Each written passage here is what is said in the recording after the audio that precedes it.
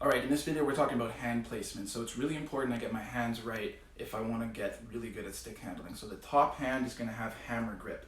We're going to take our index finger and our thumb, make a V, and put that on the top of the stick like we're going to swing a hammer down at a nail.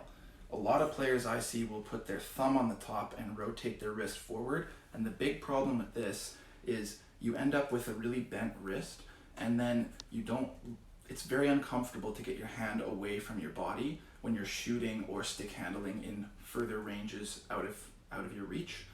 And that really holds players back and prevents them from getting a lot better quickly if they don't have the right grip. So hammer grip on the top, and we want that stick to sit right into the palm of your hand here. Some players like to put their pinky off the edge. I like to grab it right in my wrist, but right into the palm there with all four fingers.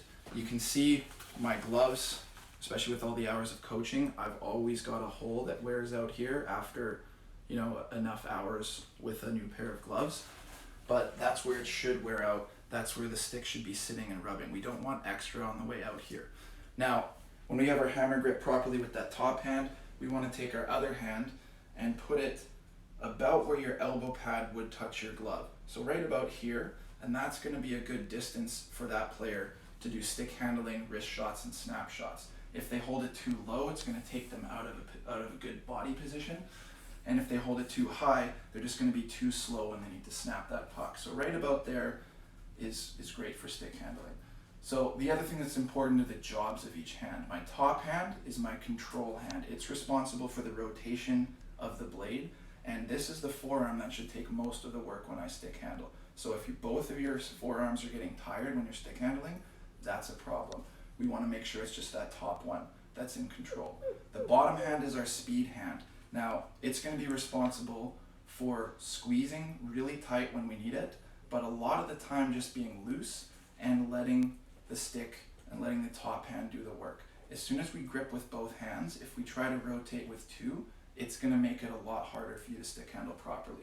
So we want to take this bottom hand when we're stick handling, and it's going to have loose grip when we're dribbling, but then when we want to snap that puck from one side to the other, we're going to grip really tight and then snap, and then immediately loosen up so I can catch it again with loose grip. Likewise, when I'm shooting, I want gorilla grip on that stick. Squeeze really hard to make sure my stick doesn't rotate through. There's one exception to this grip with our top hand, and that's when we're doing a toe drag. So when we're doing a toe drag, you're actually going to end up with a special grip that's just for a toe drag, and we rotate the wrist around. Can you come a little closer? Great.